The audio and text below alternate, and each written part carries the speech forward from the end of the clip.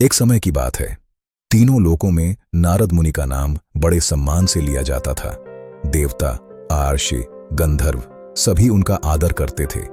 नारद मुनि सदा हाथ में वीणा लिए विचरण करते रहते थे।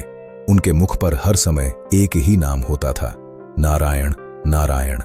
वे भगवान का संदेश हर जगह पहुंचाते थे, कभी स्वर्ग लोक में, कभी पृथ्वी पर, तो कभी पाताल लोक में। लोग कहते थे, नारद मुनि से बड़ा भक्त कोई नहीं। धीरे धीरे यही बात नारद मुनि के मन में भी बैठने लगी। उन्होंने सोचना शुरू किया, मैं दिन रात भगवान का नाम लेता हूं। मैंने अपना पूरा जीवन भक्ति को समर्पित कर दिया है। मुझसे बड़ा भक्त भला कौन हो सकता है। यह विचार छोटा था, लेकिन इसमें अहंकार छिपा हुआ था। एक दिन नारद मुनि ने निश्चय किया, मैं स्वयं भगवान विष्णु से पूछूंगा और सत्य जान लूंगा। नारद मुनि सीधे वैकुंठ लोक पहुंचे। वहां शेषनाग पर भगवान विष्णु विराजमान थे। उनके चरणों में माता लक्ष्मी विराजित थीं। नारद मुनि ने प्रणाम किया और बोले, प्रभु, मेरे मन में एक प्रश्न है।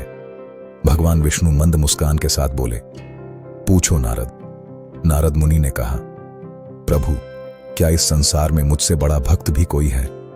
भगवान विष्णु ने कुछ क्षण नारद मुनि को देखा और बोले, नारद, तुम अच्छे भक्त हो, परंतु तुम सबसे बड़े भक्त नहीं हो। यह सुनकर नारद मुनि चकित रह गए। भगवान विष्णु बोले, पृथ्वी पर एक साधारण सा किसान है, वही मेरा सबसे बड़ा भक्त है। नारद मुनि को विश्वास नहीं हुआ।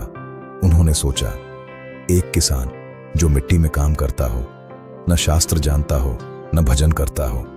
नारद मुनि बोले, प्रभु, क्या आप मजाक कर रहे हैं। भगवान विष्णु बोले, यदि तुम सत्य देखना चाहते हो तो मेरे साथ चलो।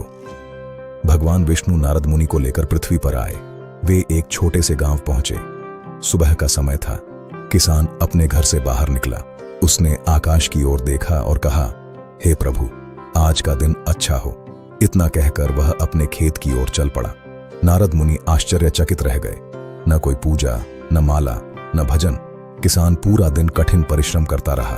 तेज धूप थी, हाथ मिट्टी से भर गए, शरीर थक गया, पर उसके मुख पर कोई शिकायत नहीं थी। शाम को किसान घर लौटा, फिर आकाश की ओर देखा और बोला, हे प्रभु, धन्यवाद। बस इतना ही। नारद मुनि ने मन ही मन सोचा, यह भक्ति कैसे हो सकती है। इसने तो दिन भर में केवल 2 बार भगवान का नाम लिया। भगवान विष्णु नारद मुनि के मन की बात समझ गए। भगवान विष्णु बोले, नारद, अब तुम्हारी एक और परीक्षा होगी। उन्होंने एक पात्र निकाला जो तेल से पूरी तरह भरा हुआ था। भगवान विष्णु बोले, इस पात्र को लेकर गांव के 3 चक्कर लगाओ। यदि तेल की एक बूंद भी गिरी तो तुम असफल हो जाओगे। नारद मुनि ने पात्र उठाया और चल पड़े। उनका पूरा ध्यान उसी पात्र पर था। कदम धीमे हो गए। आंखें पात्र से हट नहीं रही थीं। रास्ते में लोग आए, बच्चे दौड़ते हुए निकले, पशु सामने आ गए, लेकिन नारद मुनि हर बाधा से बचते रहे। 3 चक्कर पूरे हुए, तेल की एक भी बूंद नहीं गिरी। भगवान विष्णु ने पूछा, नारद, जब तुम यह पात्र लेकर चल रहे थे तब तुमने कितनी बार मेरा नाम लिया। नारद मुनि मौन हो गए। सत्य यह था, एक बार भी नहीं। भगवान विष्णु बोले, नारद, जैसे तुम्हारा पूरा ध्यान इस पात्र पर था, वैसे ही उस किसान का मन हर समय मुझ पर रहता है।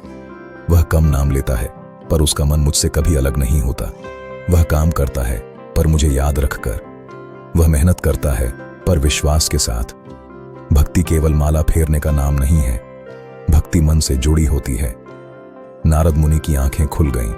उन्होंने भगवान विष्णु के चरणों में सिर झुका दिया और बोले, प्रभु, आज आपने मुझे सच्ची भक्ति का अर्थ समझा दिया। उस दिन के बाद नारद मुनि का अहंकार समाप्त हो गया। उनकी भक्ति और भी गहरी हो गई और फिर वे वीणा लेकर निकल पड़े, नारायण नारायण का संदेश फैलाने। लेकिन अब बिना अहंकार के, सिर्फ सच्ची भक्ति के साथ।